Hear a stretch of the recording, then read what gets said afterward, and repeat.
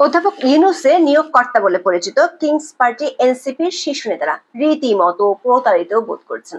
তারা মনে করছেন আমের দুধে মিশে যাওয়ায় আটি এখন কড়াগুলি খাচ্ছেন। বিএনপি আর অধ্যাপক ইউনূসের মিলনে নিজেদের পৃথিবী ঘিরে শুধু শূন্যই দেখছে সরকার সমর্থক দলটি। জুলাই ঘোষণাপত্র আর বিএনপির সঙ্গে অধ্যাপক ইউনূসের সমঝোতার অংশ হিসেবে ফেব্রুয়ারির প্রথমার্ধে নির্বাচনের ঘোষণায় তাদের এমন বোধোদয় হয়েছে।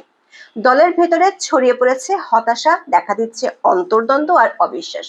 দলটির বেশ কয়েকজন নেতা মনে করছেন অধ্যাপক ইউনূস আমের আটির মতো এনসিপি কে ছুঁড়ে ফেলেছেন।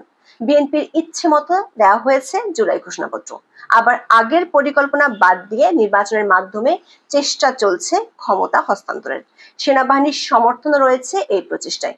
সব মিলিয়ে এক রাজনৈতিক কানাগুলিতে ছেড়ে দেওয়া হয়েছে এনসিপি কে। ভেস্তে যাচ্ছে ডক্টর ইউনূসের ক্ষমতা দীর্ঘস্থায়ী করে কিংস পার্টিকে সংগঠিত করার কৌশল। এনসিপির মতো জামাতও প্রচন্ড হতাশ জুলাই ঘোষণাপত্র আর নির্বাচনী ঘোষণা নিয়ে। তবে সহসা ছাড়ার পাত্র নয় সরকার সমর্থক এই দল দুটি। তারাও অধ্যাপক ইউনূসকে ঘুঘু দেখাতে চান। চলুন যাওয়া যাক বিশ্লেষণে।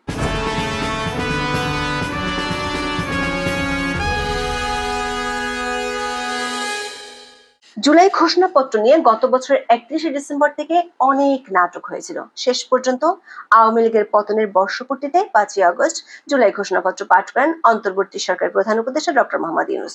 28 দফা ঘোষণাপত্রে 24-এর আন্দোলনের রাষ্ট্রীয় ও সাংবিধানিক স্বীকৃতির প্রতিশ্রুতি দেওয়া হয়। একই দিনে জাতির উদ্দেশ্যে ভাষণে আগামী ফেব্রুয়ারিতে জাতীয় নির্বাচন আয়োজনের কথা বলেন অধ্যাপক ইউনূস। পরদিন ফেব্রুয়ারি মাসে রোজা শুরুর আগে জাতীয় সংসদ নির্বাচন আয়োজনের জন্য প্রস্তুতি শেষ করতে নির্বাচন কমিশনকে চিঠি দেয় তার কার্যালয়। স্বাভাবিকভাবে নির্বাচনের এমন ঘোষণায় খুশি হওয়ার কথা সবারই, কিন্তু বাস্তবতা হলো সবাই এই ঘোষণায় খুশি হতে পারেনি। যা অবস্থা তাতে মনে হচ্ছে নির্বাচন যদি কারো জন্য পৌষ মাস হয় তাহলে কারো জন্য সর্বনাশও হবে।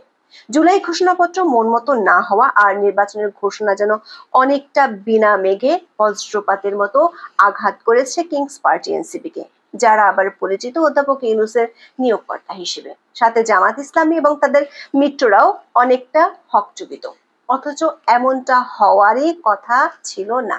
জুলাই ঘোষণাপত্রে এনসিপি ও জামাত সহ কয়েকটি দলের বেশ কয়েকটি সুপারিশ শেষ মুহূর্তে বাদ দেওয়ার বিষয়টি কয়েকটি সূত্র থেকে আমরা নিশ্চিত হয়েছি।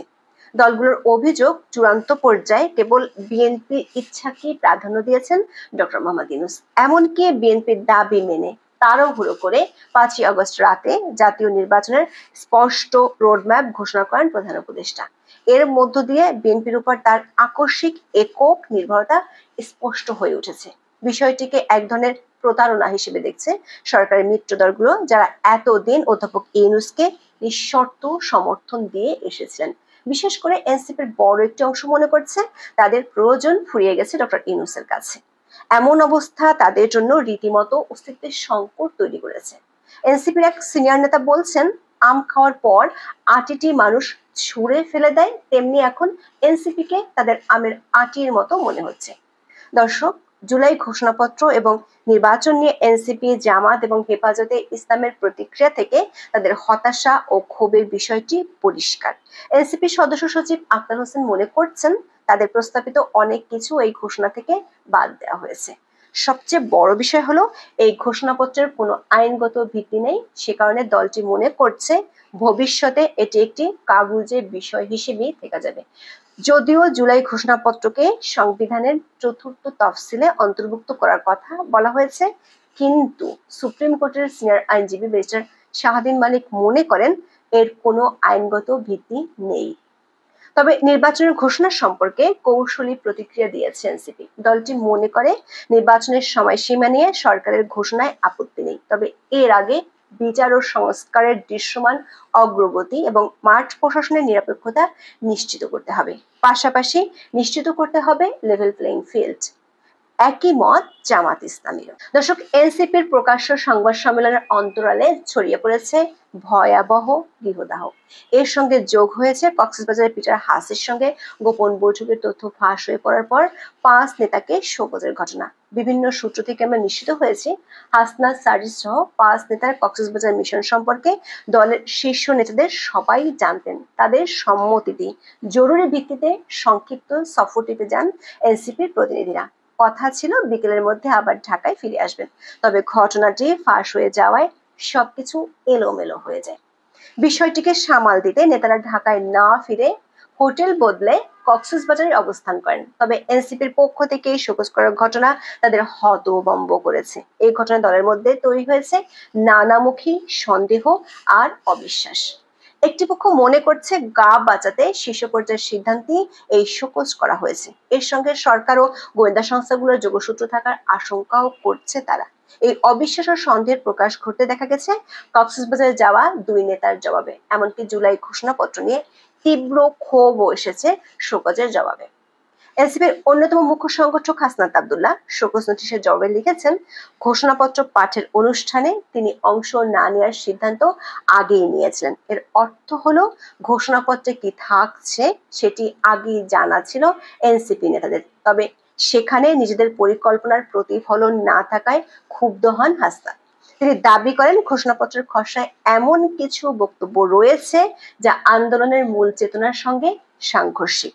সংবিধান সংস্কারের দায়িত্ব পরবর্তী নির্বাচিত সরকারের উপর ছেড়ে দেওয়ার বিষয়টি নিয়ে প্রশ্ন তোলেন হাসনাত। বলেন, শুরু থেকেই দাবি ছিল জনগণের ভোটে নির্বাচিত একটি গণপরিষদের মাধ্যমে নতুন সংবিধান তৈরি করতে হবে যা মৌলিক কাঠামো বদলাবে এবং ফ্যাসিবাদকে বিলোপ করবে। অর্থাৎ তাদের সুরক্ষা পরবর্তী সরকার আদৌ দেবে কি না তা নিয়ে প্রচন্ড সংশয়ে পড়েছেন এনসিপির এই নেতারা। হাসনাতের লিখিত জবাবে দলের শীর্ষ নেতাদের মধ্যে দূরত্ব ও দ্বন্দ্বের বিষয়টিও পরিষ্কার। তিনি লেখেন, 4 আগস্ট রাতে দলের আহ্বায়ক নাহিদ ইসলামের সঙ্গে যোগাযোগের চেষ্টা করেন। তবে তাকে না পেয়ে মুখ্য সমন্বয়ক নাসিরউদ্দিন পাটোয়ারীকে জানান তিনি তার স্কুল বন্ধুদের সঙ্গে 2 দিনের সফরে যাচ্ছেন। নাসিরউদ্দিন তখন নিশ্চিত করেন আহ্বায়ক বিষয়টি জেনেছেন এবং এতে কোনো আপত্তি নেই। দর্শক, এই চিঠি থেকে নাহিদের সঙ্গে হাসনাতের দূরত্বের বিষয়টি স্পষ্ট, আর সেই দূরত্বের মূল কারণ এই জুলাই ঘোষণাপত্র। কয়েকদিন আগে সেনা এপিসিতে গোপালগঞ্জ থেকে উদ্ধার পাওয়া হাসনাত আব্দুল্লাহ নতুন করে সেনাবাহিনীর ভূমিকা নিয়েও দ্বন্দ্বে পড়েছেন। শোকজের জবাবে তিনি অভিযোগ করেন সফরের প্রতিটি পদক্ষেপ, এমনকি বিমানবন্দরও তাদের ছবি ও ভিডিও তুলে রাষ্ট্রীয় গোয়েন্দা সংস্থা মিডিয়ার কাছে সরবরাহ করেছে। এরপর কিছু মিডিয়া সেগুলোকে বিকৃত করে ক্রাইম মুভির মতো করে প্রচার করেছে। এনসিপিতে বিরোধের বিষয়টি স্পষ্ট করে হাসনাত আরো লেখেন, দলের উচিত ছিল এসব অপপ্রচারের বিরুদ্ধে সোচ্চার হওয়া, কিন্তু তার বদলে দল এমন এক ভাষায় শোকজ পাঠিয়েছে তা যেন অপপ্রচারকে বিশ্বাসযোগ্য করে তোলে। সূত্রগুলো বলছে অধ্যাপক ইউনূসের নির্বাচনী ঘোষণায় এনসিপির সিনিয়র নেতারা এখন 3 ভাগে বিভক্ত হয়ে পড়েছে। আহ্বায়ক নাহিদ ইসলামের নেতৃত্বে এক পক্ষ চায় সরকারের কাছ থেকে সুবিধা নিয়ে নির্বাচনে অংশ নেওয়ার প্রস্তুতি নেওয়া, কিন্তু দলের 2 মুখ্য সমন্বয়কের নেতৃত্বে অন্য পক্ষটি চায় নির্বাচন বর্জনের ঘোষণা দিতে। দলের সদস্য সচিব আক্তার হোসেনের নেতৃত্বে তৃতীয় পক্ষটি নির্বাচনের অংশ নেওয়া দলগুলোর সাথে জোটবদ্ধ হয়ে নির্বাচন করতে পক্ষপাতী। 8 আগস্ট সকালে দলের 4 নেতা কক্সবাজার থেকে ঢাকায় আসলেও অন্য নেতাদের সাথে তারা কোনো বৈঠকই করেনি। এমনকি দলের 3 নেতা এখনো শোকজের জবাবই দেয়নি। তবে হাসনাতের মতো শোকজের জবাব দিয়েছেন নাসিরউদ্দিন পাটোয়ারী। তার বক্তব্যে পরিষ্কার, তিনি কক্সবাজার যাওয়ার বিষয়টি দলের আহ্বায়ক নাহিদ ইসলাম এবং সদস্য সচিব আক্তার হোসেনকে জানিয়েছিলেন। তাহলে প্রশ্ন ওঠে, শোকজ নোটিশে কি তাদের বিরুদ্ধে মিথ্যা অভিযোগ আনা হয়েছিল? যদি তাই হয় তাহলে সেটি কেন করলো নাহিদ ও আক্তার? পাটোয়ারী শোকজের জবাবে লিখেছেন, হাসনাতের কক্সবাজারে যাওয়ার পরিকল্পনার তথ্য তিনি আহ্বায়ক নাহিদ ইসলামকে জানান। একই রাতে তিনি সদস্য সচিব আক্তার হোসেনের সঙ্গে ফোনে যোগাযোগ করেন। এই সময় জানতে পারেন পরদিন 5 আগস্টের রাষ্ট্রীয় প্রোগ্রামে দল থেকে 3 জন প্রতিনিধি যাচ্ছেন এবং সেখানে তার কোনো কাজ নেই। দর্শক, খেয়াল করে দেখুন, জুলাই আন্দোলনের বর্ষপূর্তির অনুষ্ঠানে এনসিপির কর্মসূচি কি অথবা রাষ্ট্রীয় অনুষ্ঠানের দলে কারা যাবেন সেটি আগের রাতেও দলটির আহ্বায়ক কমিটির গুটি কয়েক নেতাই শুধু জানতেন। নাসিরউদ্দিন পাটোয়ারীর মতো মুখ্য সমন্বয়কও সেটি আক্তার হোসেনকে ফোন করার পর জেনেছেন। এর অর্থ দাঁড়ায় ঘোষণাপত্র পাঠের মতো অনুষ্ঠানটি নিয়েও দলের একটি পক্ষ শেষ মুহূর্ত পর্যন্ত লুকোচুরি চালিয়ে গেছে। আর সেই অংশের বিরুদ্ধে ক্ষোভ পরিষ্কার নাসিরুদ্দিন পাটোয়ারির লিখিত জবাবে। তবে এই সফরটির উদ্দেশ্য যে শুধু ঘোরাঘুরি করাই ছিল না, সেটিও পরিষ্কার করেন পাটোয়ারি। লেখেন, ঘুরতে গিয়েছিলাম, তবে এই ঘোরার লক্ষ্য ছিল রাজনীতির ভবিষ্যৎ দিক নির্দেশনা নিয়ে একান্তে চিন্তা ভাবনা করা। সাগরের পাড়ে বসে গভীরভাবে ভাবতে চেয়েছেন গণ অভ্যুত্থান, নাগরিক কমিটি, নাগরিক পার্টির কাঠামো, ভবিষ্যৎ গণপরিষদ এবং একটি নতুন গণতান্ত্রিক সংবিধানের রূপরেখা নিয়ে। কক্সবাজারে পিটার হাসের সঙ্গে দেখা হয়নি বলেও দাবি করেন পাটোয়ারি। সেই সঙ্গে শোকজের ঘটনায় ক্ষোভ চাপা না দিয়ে লেখেন, ঘুরতে গেলে দলের বিধিমালা লঙ্ঘন হয় এমন কোনো বার্তা তাকে কখনো দল থেকে দেয়া হয়নি। এখানে না থেমে তিনি লেখেন, অসভ্য জগতে সভ্যতার এক নিদর্শন হিসেবে তিনি এই শোকজের জবাব দিয়েছেন। একটি ইঙ্গিত দিয়ে শোকজের জবাবে শেষ করেন নাসিরুদ্দিন পাটোয়ারি। লেখেন, ঘুরতে যাওয়া অপরাধ নয়, কারণ ইতিহাস কেবল মিটিং এ নয়, অনেক সময় নির্জন চিন্তার ঘরে বা সাগরের পাড়েও জন্ম নেয়। প্রশ্ন হলো, সাগর পাড় থেকে এবার কোন ইতিহাসের ছক কষছেন হাসনাত সার্জিস পাটোয়ারিরা? সেই ইতিহাসের লেখনীতে সহায়ক শক্তি হিসেবে কারা থাকছেন? ঘোষণাপত্র এবং নির্বাচন নিয়ে জামাত ও হেফাজতের আপত্তিও কি এনসিপির এই অংশের সঙ্গে গিয়ে মিলবে বঙ্গোপসাগরের মোহনায়? অধ্যাপক ইউনূসের নতুন বন্দোবস্তের বাংলাদেশে এখন সাংবাদিকদের কুপিয়ে হত্যা করা শুরু হয়েছে। গাজীপুরে একজন সাংবাদিককে গলা কেটে হত্যা করা হয়েছে, আর একজনের পা থেতলে দেওয়ার মতো নৃশংসতার খবরও আসছে। এতটা নৃশংসভাবে সাংবাদিকদের খুন করা গত ৩০-৪০ বছরে কেউ বাংলাদেশে দেখেনি। শান্তিতে নোবেল বিজয়ী অধ্যাপক ইউনূসের আমলে এতদিন সাংবাদিকদের জেলে পুরে, গণহারে হত্যা মামলা দিয়ে, চাকরিচ্যুত করে, মব দিয়ে গণমাধ্যম প্রতিষ্ঠান দখল করে দমনের চেষ্টা করা হচ্ছিল। কুপিয়ে জানে মেরে ফেলা হলো সবচেয়ে নতুন ও ভয়ঙ্কর সংযোজন।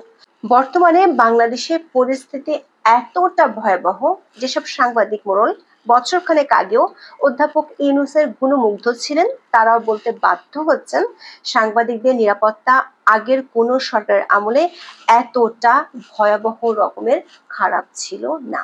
আবার দেশি বিদেশি সংস্থাগুলো তাদের প্রতিবেদনে বাংলাদেশে সাংবাদিকতার উদ্বেগজনক চিত্র তুলে ধরেছেন।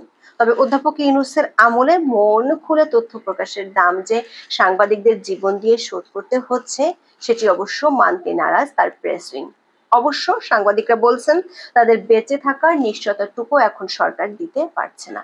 বিস্তারিত জানতে চলুন যাওয়া যাক বিশ্লেষণে।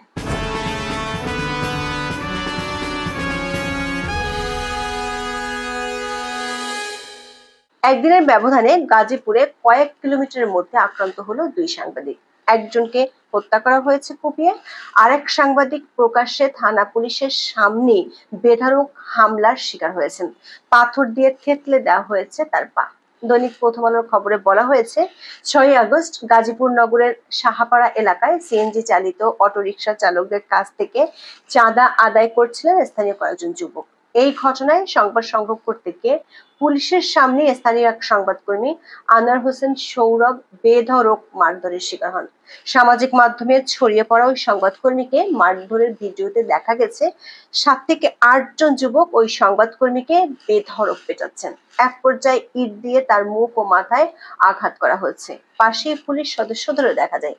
এই ঘটনার রেশ কাটতে না কাটতেই পরদিন গাজীপুরে কুপিয়ে হত্যা করা হয়েছে আর এক সাংবাদিককে। নিহত মোহাম্মদ আসাদুজ্জামান তুহিন দৈনিক প্রতিদিনের কাগজ পত্রিকার গাজীপুর প্রতিনিধি ছিলেন। 7 আগস্ট রাতে চান্দনা চৌরাস্তা মোড় এলাকায় ঈদগাহ মার্কেটের সামনে তাকে কুপিয়ে ও গলা কেটে হত্যা করে দুর্বৃত্তরা। বিডি নিউজ 24 এর খবরে বলা হয়েছে, আরেকজনকে কোপানোর ভিডিও ধারণ করায় সন্ত্রাসীদের হাতে প্রাণ দিতে হলো সাংবাদিককে। দর্শক, এই দুটি ঘটনা কোনো বিচ্ছিন্ন ঘটনা নয়। যদিও অধ্যাপক মোহাম্মদ ইউনূস ও প্রেস উইং থেকে প্রায় দাবি করা হয় যে বাংলাদেশের গণমাধ্যম স্বাধীন। অধ্যাপক ইউনূস মানুষকে মন খুলে তার সরকারের সমালোচনা করার লাইসেন্স দিয়েছেন বলে প্রায় গর্ব করে থাকেন, যেটি বিগত আওয়ামী লীগ সরকার আমলে ছিল না। এই দাবির সত্যতা যাচাই করতে আমরা 2 সরকারের মধ্যে একটা তুলনামূলক চিত্র তুলে ধরতে চাই। বিগত আওয়ামী লীগ সরকারের বিরুদ্ধে সবচেয়ে বড় অভিযোগ ছিল তারা আইসিটি এবং ডিএস এর মতো কালো আইনকে সাংবাদিক নির্যাতনের হাতিয়ার হিসেবে ব্যবহার করেছিল। ব্যাপক সমালোচনার পর তারা আইন দুটি বাতিল করে সাইবার নিরাপত্তা আইন পাশ করেছিল, কিন্তু দমন পীড়নের মাত্রা কমলেও ভীতিটা ঠিকই রয়ে গিয়েছিল। তারপর অধ্যাপক ইউনূসের আমলের সাথে শেখ হাসিনার আমলের তুলনামূলক চিত্র তুলে ধরলে গণমাধ্যমের স্বাধীনতার এক ভয়াবহ চিত্র বেরিয়ে আসবে। বিষয়টি বোঝার জন্য আমরা শেখ হাসিনা সরকারের শেষ 1 বছর আর অধ্যাপক ইউনূসের 1 বছরের মধ্যে তুলনাটি করছি। হাসিনা সরকারের শেষ 1 বছর অর্থাৎ 2023 সালের অগস্ট থেকে 2024 সালের জুলাই পর্যন্ত 383 জন সাংবাদিক হামলার শিকার হয়েছিলেন। ওই সময় সাংবাদিকদের বিরুদ্ধে ফৌজদারি মামলা হয়েছিল 35টি। তবে তখন পর্যন্ত সাংবাদিকদের প্রেস অ্যাক্রিডিটেশন কার্ড বাতিল বা বাংলাদেশ ফিনান্সিয়াল ইন্টেলিজেন্স ইউনিট ব্যবহারের মতো কৌশল খুব একটা দেখা যায়নি। হাসিনা সরকারের বিরুদ্ধে মূলত কঠোর আইন প্রয়োগ আর গোয়েন্দা সংস্থাগুলোর মাধ্যমে গণমাধ্যম নিয়ন্ত্রণের অভিযোগ ছিল। এখন দেখি অধ্যাপক ইউনূসের নতুন বন্দোবস্তের বাংলাদেশে গণমাধ্যমের পরিস্থিতি কতটা পরিবর্তিত হয়েছে এবং সাংবাদিকরা কতটা স্বাধীনতা ভোগ করছেন। অধ্যাপক মোহাম্মদ ইউনূসের অন্তর্বর্তীকালীন সরকার ক্ষমতায় আসার পর মানবাধিকার এবং গণমাধ্যমের স্বাধীনতার ক্ষেত্রে এক নতুন আশার সঞ্চার হয়েছিল।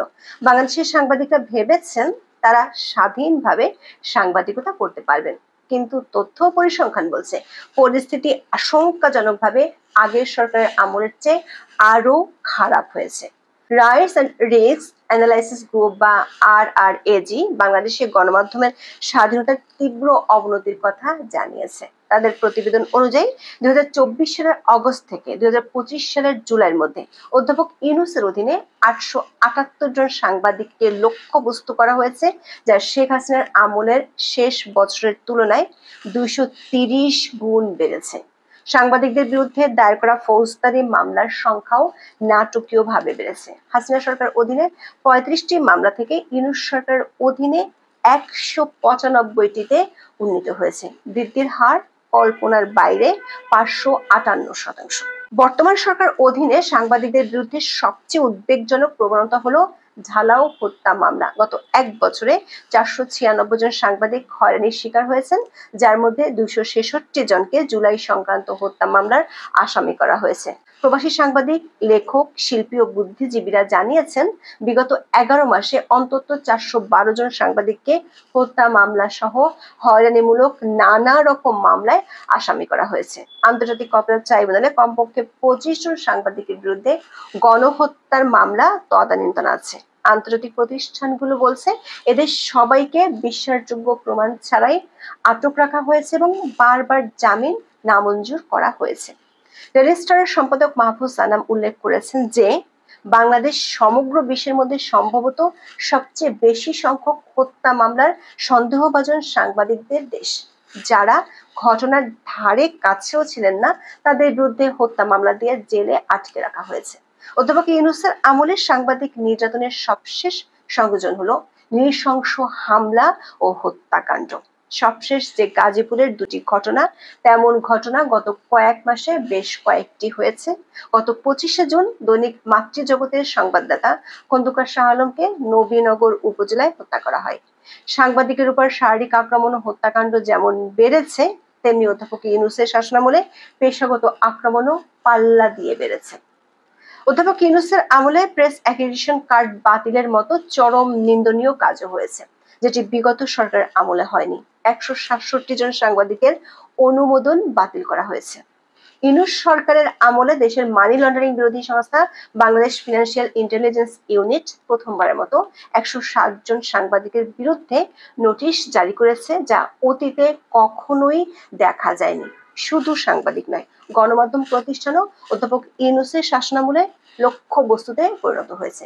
সবশেষ সরকার সমর্থকরা মব তৈরি করে দৈনিক জনকণ্ঠ পত্রিকা দখল করেছে। শেখ হাসিনা পদত্যাগের পর ATN Bangla, ATN news, 71 TV, independent television, সময় টিভি এবং গান বাংলা টিভির কার্যালয়গুলো লুটপাট ও ভাঙচুরের শিকার হয়েছিল। এমনকি দ্য ডেইলি স্টার এবং প্রথম আলোর কার্যালয় উগ্রবাদী গোষ্ঠীগুলোর উস্কানিতে সহিংস হামলা চালানো হয়েছিল। ওই গোষ্ঠীর আবদার আবার অধ্যাপক ইউনূস ফেলতে পারেন না।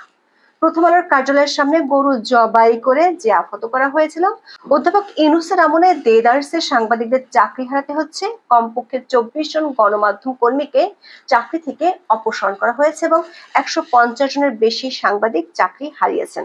8টি সংবাদপত্রের সম্পাদক এবং 11টি বেসরকারি টেলিভিশন চ্যানেলের বার্তা প্রধানকে বরখাস্ত করা হয়েছে। সংস্কৃতি উপদেষ্টাকে প্রশ্ন করার অপরাধে 3 জন সাংবাদিকের চাকরি হারানোর ঘটনা ব্যাপক আলোচনার জন্ম দিয়েছিল। অধ্যাপক ইউনূসের আমলে সাংবাদিক নির্যাতনের এই নজিরবিহীন পরিস্থিতিতে দেশীয় ও আন্তর্জাতিক বিভিন্ন সংস্থাগুলো গভীর উদ্বেগ প্রকাশ করেছে। একই সাথে সরকারের পক্ষ থেকে এর জবাব এসেছে। বিশ্বজুড়ে সাংবাদিকদের অধিকার নিয়ে কাজ করা সংগঠন রিপোর্টার্স উইদাউট বর্ডার্স বা RSF তাদের প্রতিবেদনে বাংলাদেশকে সাংবাদিকদের জন্য তৃতীয় বিপজ্জনক দেশ হিসেবে চিহ্নিত করেছে। টিআইবি জানিয়েছে, অন্তর্বর্তী সরকারের 1 বছরও গণমাধ্যমের স্বাধীনতা নিশ্চিত হয়নি, বরং ভিন্ন প্রক্রিয়া এবং ভিন্ন উপায়ে গণমাধ্যমের উপর নিয়ন্ত্রণ আরোপ করা হয়েছে। RRAG তাদের প্রতিবেদনে উল্লেখ করেছে, গণমাধ্যমের স্বাধীনতা আগের তুলনায় আরো তীব্রভাবে অবনতি হয়েছে। আইন ও সালিশ কেন্দ্র এবং সিপিজে বলছে, সাংবাদিকদের জেলে পুরে রাখার নজির অতীতের যে কোনো রেকর্ডকে ছাড়িয়ে যাচ্ছে। সবশেষ newspaper owners association of Bangladesh বা নোয়াব গণমাধ্যমের স্বাধীনতা ও সাংবাদিকদের নিরাপত্তা নিয়ে গভীর উদ্বেগ জানিয়েছে। অবশ্য সরকারের দাবি, সাংবাদিকতার জন্য এর চেয়ে ভালো সময় আর আসেনি। কিন্তু আমাদের তুলে ধরা তথ্য ও প্রমাণগুলো বলছে, অধ্যাপক মোহাম্মদ ইউনূসের অন্তর্বর্তীকালীন সরকারের অধীনে বাংলাদেশে সাংবাদিকদের মুখোমুখি হওয়া চ্যালেঞ্জ এবং নির্যাতন উল্লেখযোগ্য হারে বেড়েছে। অধ্যাপক ইউনূসের নতুন বন্দোবস্ত সাংবাদিকদের জন্য কতটা ভয়ঙ্কর সেটি তুলে ধরার জন্য একজন সাংবাদিকের ফেসবুক পোস্ট তুলে ধরা যেতে পারে। তিনি লিখেছেন, শেখ হাসিনা সাংবাদিকদের কণ্ঠ রোধ করত ঠিকই, কিন্তু সাংবাদিকদের কণ্ঠ জবাই করে কখনোই বন্ধ করেননি।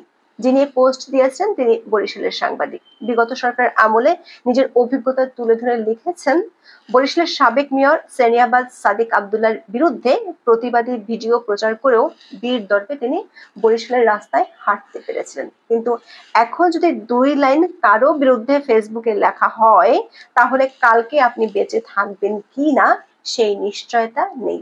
এই বেঁচে থাকার অনিশ্চয়তা শুধু সাংবাদিকদের নয়, দেশের সাধারণ মানুষেরও।